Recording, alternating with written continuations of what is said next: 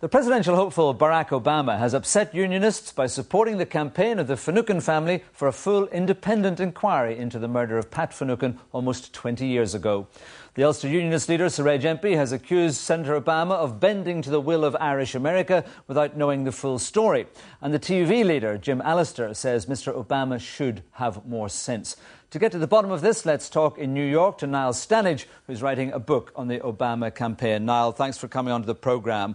It's hard to imagine that Senator Obama has time to get into the minutiae of Northern Ireland. So just explain to us how it gets to the point where he can be said to be supporting the Finucane's demand for a full inquiry.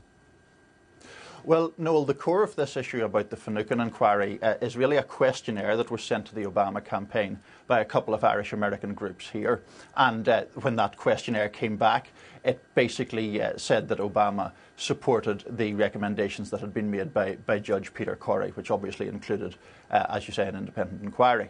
Now, what I would add as a sort of caveat to that is that, as you've alluded to, presidential candidates do not have a great deal of time to dwell on these matters when there are 1,000 other challenges facing the United States at the moment. And, you know, these things are often sent out to interest groups or to ethnic groups, and basically campaigns, I think, try to go as far as they can in pleasing or appeasing that group without getting themselves into trouble, obviously. So when Siraj MP says that the Senator doesn't know the whole story, it's possible that he wouldn't know, or his campaign team wouldn't know, that there is, in fact, the government has said OK to an inquiry, but it's the nature of that inquiry that the Finucane family is not happy with.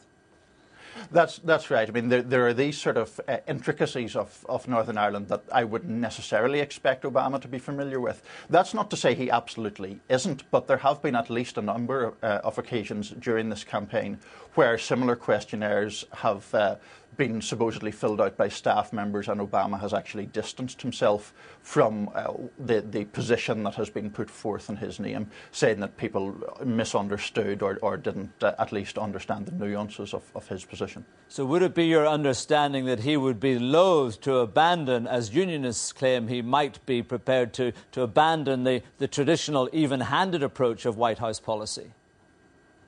I think that above all, what we have to say, for good or for bad, is that Northern Ireland has slipped down the totem pole of American politics in terms of its importance a great deal in the last few years.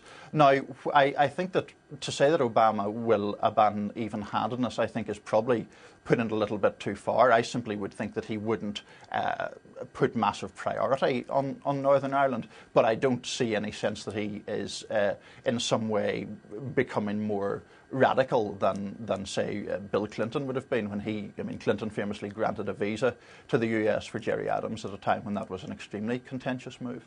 Neither of the two candidates has made a specific appeal to the Irish America vote. I suppose that's another sign of the falling down the totem pole of the importance of Ireland. I think so, and I think also the Irish American vote is something that I personally am very sceptical of. I tend to think that people in our profession will sometimes exaggerate the importance of that when we're talking to Irish audiences. Firstly, people of Irish heritage here are almost indistinguishable, generally speaking, particularly in their voting behaviour, from just regular Americans. And the Irish lobby, so much as it exists here, by which I mean Irish-born people now resident here, is very small in number and doesn't really have that many votes behind it. What they can do is create a kind of media rumpus if things don't go their way, or alternatively, give praise to candidates who they think have spoken to their concerns. We've also, of course, had the row about the envoy. Would there or would there not be a special presidential envoy? Has that been resolved to everyone's satisfaction on that side of the Atlantic? I think it has. There is still scepticism in that small Irish lobby that I'm talking about, because they overwhelmingly backed Hillary Clinton in the Democratic primary, and they feel that Obama hasn't reached out to them to the same extent. Now, the point about the envoy was that he initially came out with this statement saying that he was going to examine whether an envoy per se was necessary or whether a senior sort of point person would be sufficient. The Irish American activists got very exercised about that, and then a panel was set up of Irish advisers, and then it did come about that he would say he was going to put an envoy forward. I'm not sure that it matters a huge amount, but it certainly quietened down that lobby to some extent. The clock is running down, Niall, and it seems in the debates we witnessed, both the presidential and vice presidential debates, neither side has scored a winning hit. I mean, what's the mood with just, a couple of weeks to go? I think that at this stage, your point about the debates is very well made. I think that particularly in the second debate, which happened on Tuesday night here, John McCain really needed a convincing win in order to change the momentum of this race. The momentum is favouring Obama. In opinion polls, he has, basically his largest lead of the campaign at the moment.